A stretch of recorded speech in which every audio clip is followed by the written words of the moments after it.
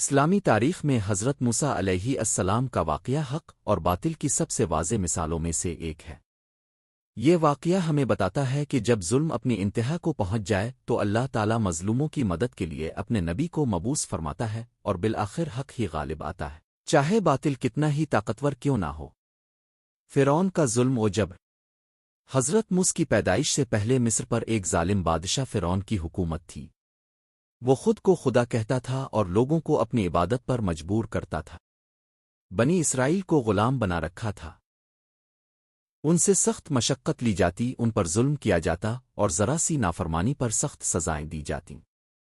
فرعون نے خواب دیکھا کہ بنی اسرائیل میں ایک بچہ پیدا ہوگا جو اس کی سلطنت کو ختم کر دے گا۔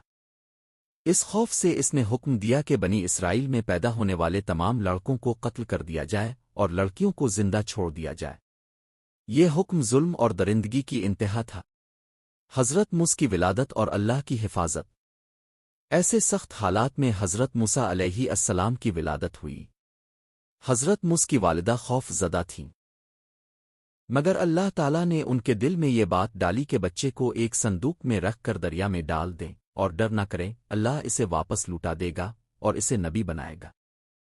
اللہ کے حکم سے وہ صندوق دریا میں بہتا ہوا فرعون کے محل تک پہنچا۔ فرعون کی بیوی عیسیٰ نے بچے کو دیکھا تو اس کا دل موم ہو گیا۔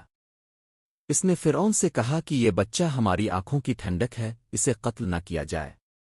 یوں حضرت موسیٰ فرعون کے ہی محل میں پرورش پانے لگے اور اللہ نے اپنے وعدے کے مطابق انہیں ان کی ماں کے پاس واپس پہنچا دیا۔ جوانی اور مصر سے روانگی۔ جب حضرت موسیٰ جوان ہوئے تو ایک دن ایک مصری اور ایک بنی اسرائیلی میں جھگڑا ہو رہا تھا۔ حضرت موسیٰ نے مظلوم کی مدد کرنا چاہی، مگر ایک مکے سے مصری کی موت واقع ہو گئی۔ حضرت موسیٰ کو اس پر سخت ندامت ہوئی اور انہوں نے فوراً اللہ سے معافی مانگی۔ فرعون کے دربار میں یہ خبر پھیل گئی اور حضرت موسیٰ کو قتل کرنے کا منصوبہ بنایا گیا۔ ایک خیر خواہ نے انہیں خبردار کیا، جس پر حضرت موسیٰ مصر چھوڑ کر مدین کی طرف روانہ ہو گئے۔ مدین میں قیام اور نبوت کا عطا ہونا۔ مدین پہنچ کر حضرت موسیٰ نے دو لڑکیوں کی مدد کی جو کنویں سے پانی نہیں بھر پا رہی تھیں۔ ان کے والد حضرت شب تھے۔ حضرت موسیٰ نے ان کی خدمت کی اور ان کی بیٹی سے نکاح کیا۔ کئی سال مدین میں قیام کے بعد حضرت موسیٰ مصر واپس روانہ ہوئے۔ راستے میں کنواں طور پر اللہ تعالیٰ نے حضرت موسیٰ سے کلام فرمایا اور انہیں نبوت عطا کی۔ اللہ نے انہیں دو معجزے عطا کیے، عصا جو سانپ بن جاتا تھا، ہاتھ جو بغل میں ڈالنے سے روشن ہو جاتا تھا۔ فرعون کے سامنے حق کا اعلان۔ حضرت موسیٰ اپنے بھائی حضرت ہارون کے ساتھ فرعون کے دربار میں حاضر ہوئے اور نرمی سے فرمایا، ہمیں بنی اسرائیل کو آزاد کرنے دو اور اللہ پر ایمان لے آؤ۔ فرعون نے تکبر سے جواب دیا، میں تمہارا سب سے بڑا رب ہوں۔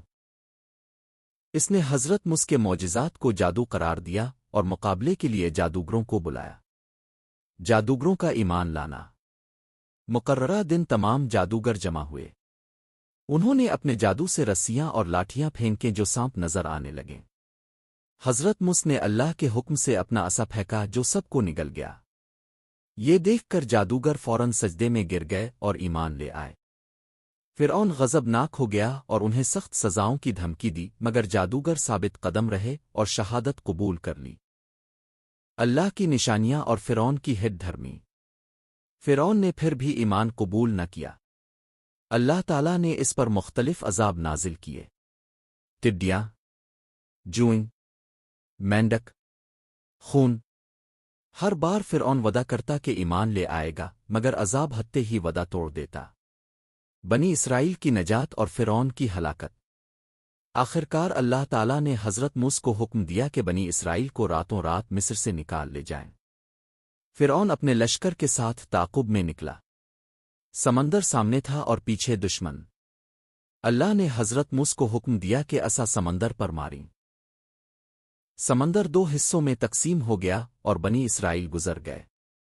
فرعون اور اس کا لشکر پیچھے آیا تو سمندر بند ہو گیا اور وہ سب غرق ہو گئے۔